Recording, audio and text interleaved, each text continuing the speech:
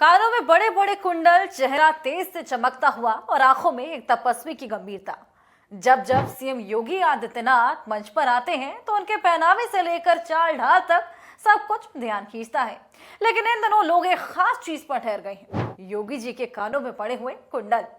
इतने बड़े और भारी झुमके जैसे कुंडल एक मुख्यमंत्री के कान में। लोगों को हैरानी हो रही है कि क्यों पहनते हैं योगी आदित्यनाथ आखिर ये कुंडल। क्या ये कोई फैशन है या इसके पीछे है कोई पुरानी परंपरा? असल में ये सिर्फ जेवर नहीं, ये एक पहचान है, नाथ संप्रदाय की एक बेहद खास धार्मिक पहचान। योगी आदित्यनाथ सिर्फ मुख्यमंत्री नहीं है, वो गोरखनाथ मठ के पीठाधीश्वर भी हैं, यानी कि नाथ परंपरा के एक प्रमुख गुरु। और इस संप्रदाय में जब कोई व्यक्ति पूरी तरह संन्यास लेता है, दीक्षा लेता है, तो उसे कान फाड़ने की एक रस्म से गुजरना होता है। ये रस्म सदियों पुरानी है। जब गुरु शिष्य को औहड़ बनाता है तो उसके दोनों ही कानों में बड़े बड़े छेद किए जाते हैं और फिर उसमें ये भारी कुंडल डाल दिए जाते हैं। इन्हें कहते हैं खनफटे योगी।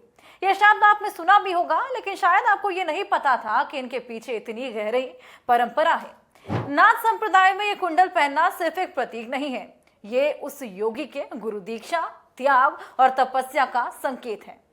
तो योगी आदित्यनाथ जब ये कुंडल पहनते हैं तो वो किसी फैशन के लिए नहीं, बल्कि अपने धार्मिक कर्तव्यों और संप्रदाय की परंपरा के तहत पहनते हैं। उनके कान फाड़े गए हैं, ये कोई दिखावे की बात नहीं, बल्कि एक आध्यात्मिक जिम्मेदारी है।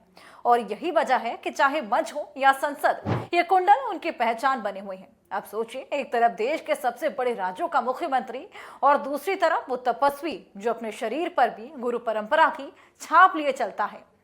नाथ संप्रदाय के लोग मानते हैं कि कन फटना यानी कि अहंकार को त्याग देना, देह को छोड़कर आत्मा की यात्रा शुरू करना। और शायद यही वजह है कि योगी आदित्यनाथ के कानों के ये कुंडल आज सोशल मीडिया का ट्रेंड भले ही बन गए हो, लेकिन उनके लिए ये एक जिम्मेदारी, एक प्रतिज्ञा और एक धर्म है। तो अगली बार जब आप योगी जी के कानों में वो कुंडल देखें तो समझिए वो सिर्फ एक जेवर नहीं, बल्कि एक साधु के जीवन का गहरा संकेत है, एक कनफटे योगी की पहचान जो सत्ता में बैठकर भी साधना नहीं भूलता।